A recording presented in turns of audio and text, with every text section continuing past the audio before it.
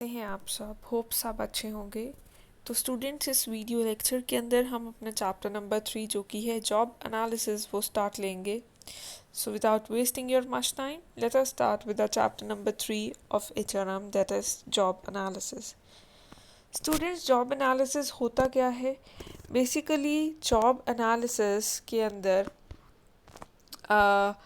हम discuss out करते हैं कि जो जॉब के बारे में ये जो एचआरएम जो हमारा ह्यूमन रिसोर्स मैनेजर होता है, इसकी मेन ड्यूटी होती है। सपोज उसने कोई भी न्यू पोस्ट क्रिएट करनी है तो उससे पहले जॉब एनालिसिस करना पड़ेगा। तो जॉब एनालिसिस होता क्या है?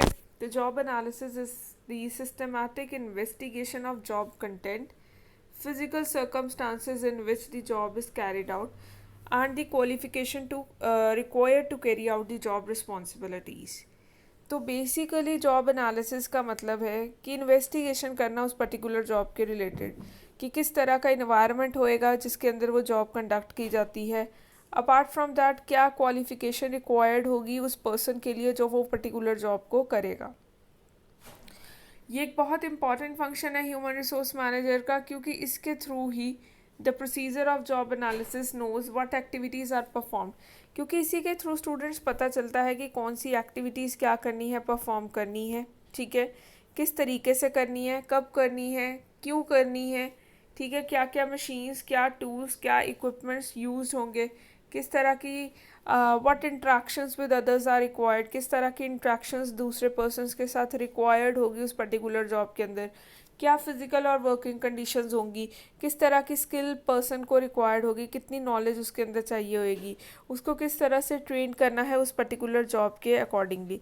तो ये जो सारी चीज़ें हैं, ठीक है स्टूडेंट्स, ये एक एचआरएम मैनेजर को, जो ह्यूमन रिसोर्स मैनेजर है, उसे पहले से कंडक्ट करके रखनी पड़ेगी, तभी वो एक पर्टिकुलर जॉब के लिए, मतलब आप कह लीजिए कि एक क्राइटेरिया फिक्स कर पाएगा कि किस तरह का पर्सन उन्हें अपॉइंट करना है उस पर्टिकुलर जॉब के लिए।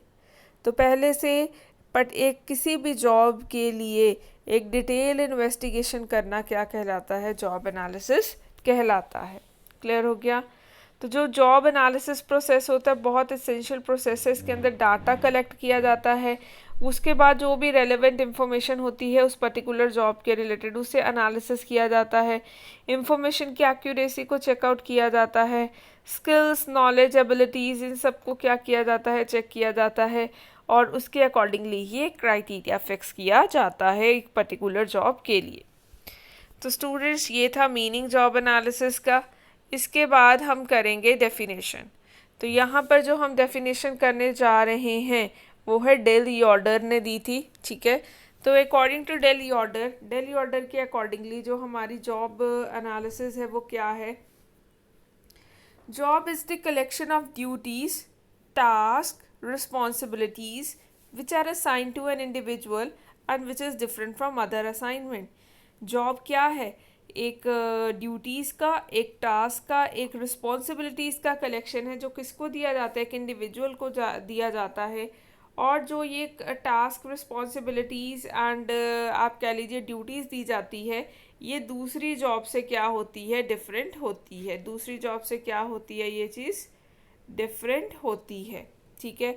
तो स्टूडेंट्स, इससे क्या ये तो होती है जॉब, एक तरह से कि जॉब है क्या, लेकिन ये पर्टिकुलर ड्यूटीज़, इन पर्टिकुलर टास्क, ये पर्टिकुलर रिस्पॉन्सिबिलिटीज़ को पहले से ही क्या करना? डिसाइड करना, ठीक है। उनको पहले से ही क्या करके रख देना? डिसाइड करके रख देना। तो ये काम एक एचआर मैनेजर का होता है, और जो ये डिसाइड करने के लिए उसने स्टडी की, that process is known as job analysis. Clear हो गया? नाउ स्टूडेंट्स कम, अगला जो टॉपिक अब हम करेंगे मीनिंग और डेफिनेशन के बाद है, वो है कंटेंट्स ऑफ जॉब एनालिसिस। कि जॉब एनालिसिस के अंदर किन किन चीज़ों को स्टडी किया जाता है, किन किन कौन कौन सी ऐसी इंफॉर्मेशन है जिसे इन्वेस्टिगेट किया जाता है। तो देखिए, यहाँ पर हमारे पास कुछ एक चीज़ें हैं जिनको हम क्या करते हैं? स्टडी करते हैं जब भी एक जॉब एनालिसिस प्रोसेस किया जाता है। तो सबसे पहले क्या किया जाता है? जॉब को आइडेंटिफाई किया जाता है। दैट मीन्स जॉब का क्या टाइटल होगा, उसका क्या सब टाइटल होगा, उसका क्या कोड नंबर होगा।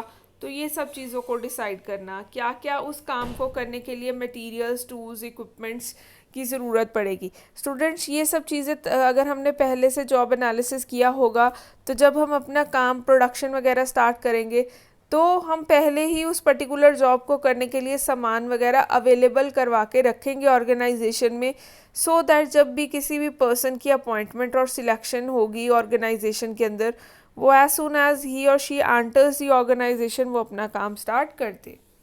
कितने वर्किंग आवर्स होंगे उस पर्टिकुलर जॉब के लिए, क्या क्या ड्यूटीज़ एंड रिस्पॉन्सिबिलिटीज़ होंगी किसी भी वर्कर के लिए, working condition that means physical environment कैसा होगा, उसके अलावा distinct features of the job such as location, कहाँ पर वो किस लोकेशन के ऊपर वो काम किया जाएगा, फिजिकल सेटिंग कौन सुपरवाइजर करेगा, उसका फिजिकल सेटिंग कैसी होगी, हज़ार्ड्स डिस्कम्फर्ट्स अगर कोई भी उसके साथ नुकसान वगैरह अटैच्ड है तो वो क्या हो सकते हैं।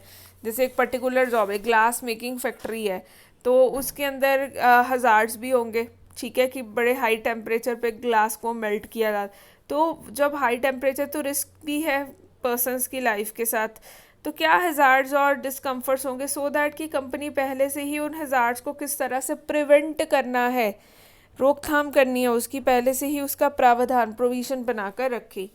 जॉब रिलेशनशिप्स दैट मीन्स कौन किसका सुपरवाइजर होगा, कौन किसको कैसे मतलब अथॉरिटी एंड आप कह लीजिए पास ऑन करेगा, तो डेलीगेशन ऑफ अथॉरिटी कैसे होगा, किसके पास कितनी पावर होगी, तो ये सब चीज़ों को भी डिसाइड किया जाएगा। अपार्ट फ्रॉम दैट क्वालिफ़िकेशंस कितनी मतलब पर्टिकुलर एम्प्लॉय को उस पर्टिकुलर जॉब पे काम करने के लिए कितना पर मतलब हाउ मच ही और शी मस्ट बी क्वालिफाइड, क्या किस तरह की डिग्री होनी चाहिए, किस तरह की नॉलेज, किस तरह की स्किल होनी चाहिए, क्या क्या टर्म्स होंगी एम्प्लॉयमेंट की, वो कि जब भी कॉन्ट्रैक्ट वगैरह साइन होता है, जब भी एक पर्सन अपॉइंटेड होता है एक पर्टिकुलर जॉब पे, तो क्या टर्म्स एंड कंडीशंस रहने वाली है उस अपॉइंटमेंट के लिए, एंड वो काम किस तरीके से परफॉर्म किया जाएगा। तो लास्ट क्या है कि how the job will be performed, कि वो काम किस तरीके से किया जाएगा, उसको चेकआउट किया उसका एनालिसिस किया जाएगा। और ये एनालिसिस करके ही एक पर्टिकुलर पोस्ट के लिए आप कह लीजिए कि वैकेंसी ओपन की जाती है, और उसके लिए पहले से ही जो जो चीज़ें चाहिए, जिस तरीके से वो काम होना है, जिस तरीके से ऑर्गेनाइजेशन स्ट्रक्चर डिसाइड होना है, फिर होता है। क्लियर हो गया स्टूडेंट्स? जो नेक्स्ट हमारा टॉपिक है कंटेंट्स ऑफ जॉब एनालिसिस के बाद अब हम करेंगे कि sources of job analysis information, कि कहाँ से हमें जॉब एनालिसिस की इंफॉर्मेशन मिलेगी। ठीक है, तो यहाँ पर है हमारे पास 3 सोर्सेज की बात की गई है कि जब भी हम जॉब एनालिसिस एक एचआर मैनेजर कर रहा है तो उस एचआर मैनेजर को इन्फॉर्मेशन कहाँ से मिलेगी जब वो भी जॉब एनालिसिस कर रहा है। तो यहाँ पर 3 चीज़ें दी गई हैं। सबसे पहले है कि those employees who ultimately perform the job, जिस एम्प्लॉय ने वो पर्टिकुलर काम करना है उससे क्या लिया जाएगा, उससे जॉब के बारे में इंफॉर्मेशन ली जाएगी।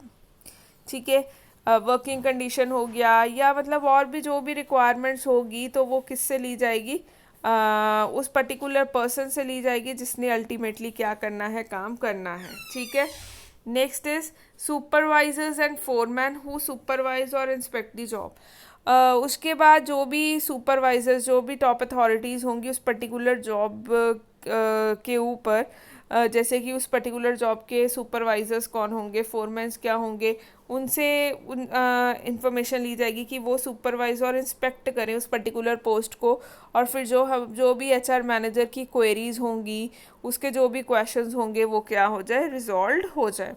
और लास्ट है कि कोई भी एक्सटर्नल ऑब्जर्वर भी हो सकता है, बाहर का पर्सन भी हो सकता है जिसको स्पेशली अपॉइंट किया गया हो कि उस पर्टिकुलर काम के लिए, उस particular job of the employees के लिए, मतलब जिसको मतलब यहाँ पर थर्ड पॉइंट है कि किसी स्पेशलिस्ट को क्या किया जाए, अपॉइंट किया जाए कि वो हमारी हेल्प करे उस पर्टिकुलर जॉब को एनालिसिस करने के लिए। तो स्टूडेंट्स, आज हमने 4 टॉपिक्स कंप्लीट किए हैं चैप्टर नंबर 3 के। सबसे पहले हमने क्या क्या किया था, सबसे पहले हमने आज मीनिंग किया, फिर हमने डेली ऑर्डर की डेफिनेशन की, उसके बाद हमने कंटेंट्स पढ़े, जॉब एनालिसिस के क्या क्या कंटेंट्स हैं, और लास्ट में हमने क्या किया, सोर्सेज क्या है जॉब एनालिसिस इंफॉर्मेशन की, कि जो जॉब एनालिसिस इंफॉर्मेशन है वो हमें कहाँ से मिलती है वो कवर अप किया। ठीक है, आज के लिए स्टूडेंट्स बस हम इतना ही करेंगे। नेक्स्ट जो हमारे टॉपिक्स रह गए हैं इस चैप्टर के वो हम नेक्स्ट वीडियो पार्ट्स के अंदर कवर करेंगे। तो तब तक अच्छे से रिवाइज कीजिए, कोई भी क्वेरीज है, डाउट्स हैं वो लीजिए।